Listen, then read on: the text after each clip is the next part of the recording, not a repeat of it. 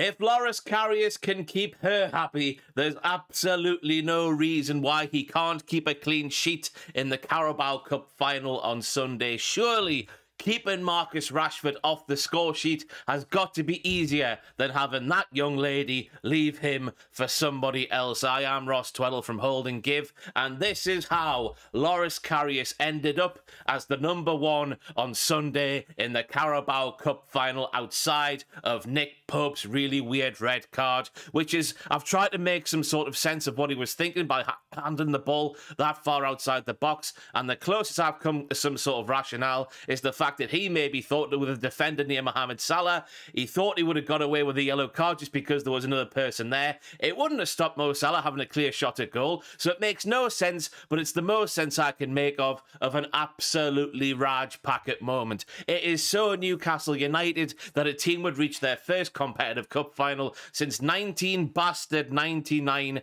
and lose their #1 goalkeeper, one of their best players of the season so far, not have their #2 available because they loaned their #2 out to the team they're playing in the final, meaning he's cup tie because he played one bloody game, and that one bloody game was in the cup final, or the cup which Newcastle and Man United have reached the final of. And also, Newcastle just loaned out Carl Darlow, who was their #2 for the first part of the season, and on top of that, he hasn't yet played for Hull City, and we can't have him back, even though he's available for Hull City. I don't know what everyone's doing. I don't know what's going on. And on top of that, we can take it one step further. Freddie Woodman started last season as Newcastle's #1 because of an injury to Martin Dubravka. He was sold in the summer, but he wasn't up to scratch. But that's how Loris Karius ended up at Newcastle United. I believe Newcastle United in the summer were too kind to players they should have been more ruthless with. Martin Dubravka being the prime example. Martin Dubravka, I reckon, I'm not on the inside of the football club, I don't know what was going on.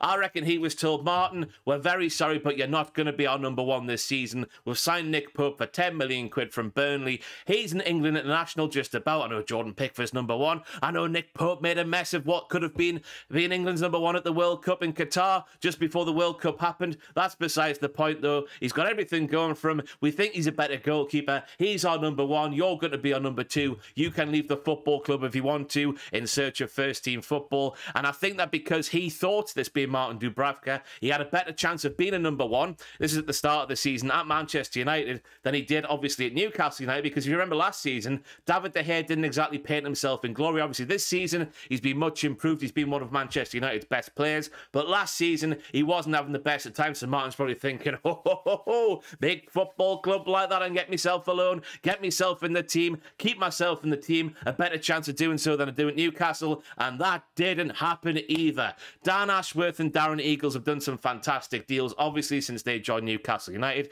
They are at the upper echelons of the club. Obviously got the dirty Saudi money right at the top. Murdad and Mandy and Jamie Rubin at the next level down. Then we've got Dan Ashworth, who handles the football operations side of the football club. Darren Eagles does all the business, fancy stuff, commercial deals, this, that, and the other. They've done a fantastic job. But I think in this deal, where they've allowed Martin Dubravka to leave on loan to a Premier League rival who also play in the Carabao Cup, they've put the players' wishes before the needs of the club. And I think that's where that's let Newcastle United down in this instance. I mean, obviously, with even Mystic May couldn't have seen this situation bringing itself up. First and foremost, Newcastle getting themselves to a cup final this early on in the Saudi Arabia regime of the football club. We expected this to be happening 2 or 3, 4, 5, 6 years down the line, not in year 1 or the full first season of this new regime with Eddie Howe at the helm as well. So they couldn't have foreseen that coming, but I think they've put the needs of the player, the wishes of the player in front of the needs of the football club. And obviously, if we're going to get anywhere as a football club over the next 3, 4, 5, 6 years in terms of Premier League and Champions League and stuff like that, they're going to have to put the needs of the football club before any player. That's what I think's happening, not being on the inside, and that's how Newcastle United find themselves calling upon Loris Karius on Sunday in their first final, I should say, since 1999. You literally couldn't write this, could you? But there is a little bit of hope when it comes to Loris Karius playing in this match, because he did play 91 games for Mainz in the German Bundesliga before Liverpool signed him. There's a reason why Liverpool signed him. Liverpool had Simon Mignolet. Simon Mignolet is a fine goalkeeper. Is he Liverpool's standard where Liverpool eventually got to? No, he's not. Was he Liverpool's standard when he joined Liverpool, where Liverpool were under Brendan Rodgers and that sort of stuff? Yes, he was. He's a very, very, very decent goalkeeper. They've signed Loris Karius to maybe, at the time, obviously compete with him. There was a time when Jurgen Klopp sort of said Loris Karius, I think it was during the 16-17 season, he said Loris Karius, who of course made those 91 appearances in the Bundesliga, he is my new number one. He might have dropped a clanger or two, which then brought Mignolet back into the fold. But Jurgen Klopp obviously saw something in Loris Karius that made him part with millions of quids for a guy who was 23 years of age at the time and had nearly 100 appearances in the Bundesliga. It's not like we're signing a goalkeeper. This is Liverpool back in 2016 or whatever year they signed him. We're not signing somebody who was in a youth academy with just lots and lots of potential and lots of hearsay and lots of rumblings about the performances for the youth team behind closed doors. This is a guy they could have watched played 91 times in the Bundesliga, and they went to go for it to replace Simon Mignolet, who was a very good goalkeeper. Right, so there's hope there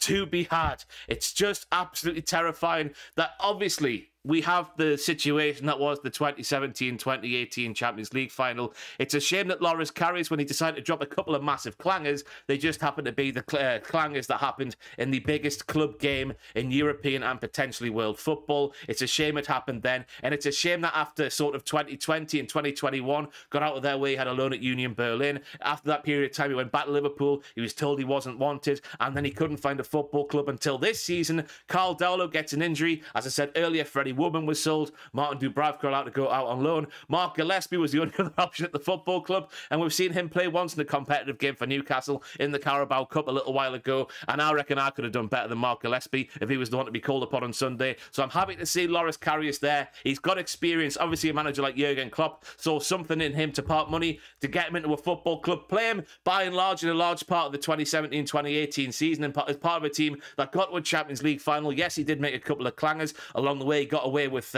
bloody murder, so he did, didn't he? When they played Manchester City, I think it was, and he dropped that ball and they put it in, then it got ruled out. There was stuff like that happening. He has got a mistake in him, but also you've got to say, if Jurgen Klopp wants you, you've got to be a half-decent player. I mean, you look at what happened after the 2017-2018 Champions League final. Loris Karius does what he does. Liverpool go out and get Alisson Becker, who is obviously one of, if not the best goalkeeper in the world at the moment and has been for the past few years. But I read this recently because I know what people are saying, that it's all about that Champions League final, but let me read you something else. Karius underwent an examination at the Massachusetts General Hospital. Medics concluded he had suffered a concussion from an elbow to his head, reportedly from Sergio Ramos, just minutes before his first mistake.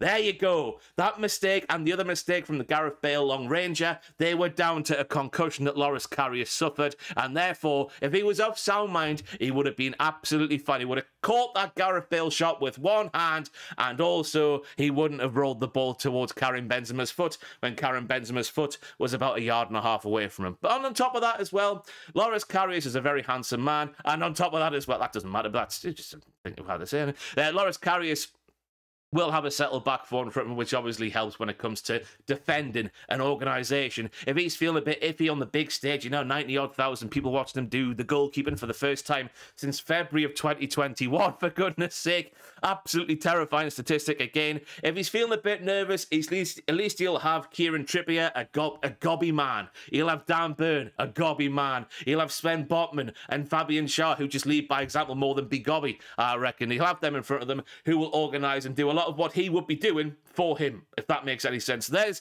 the shoots of hope for Newcastle United. Loris Karius, best of luck, body lad. I would rather be anyone else in the world than you, because all the eyes of the world are going to be on you. But you've shown it before. You've played on the biggest stage. You're not going to be concussed this time. It's going to be absolutely fine and dandy. The redemption arc of Loris Karius will be the feature-length film of the Oscars winning everything in 2025, let's just say, with Brad Pitt playing Loris Karius. I've been Ross Tweddell from Holden Give. Let me know what you think about the prospect of Loris Karius keeping goal for Newcastle in the Carabao Cup final, and I'll see you soon.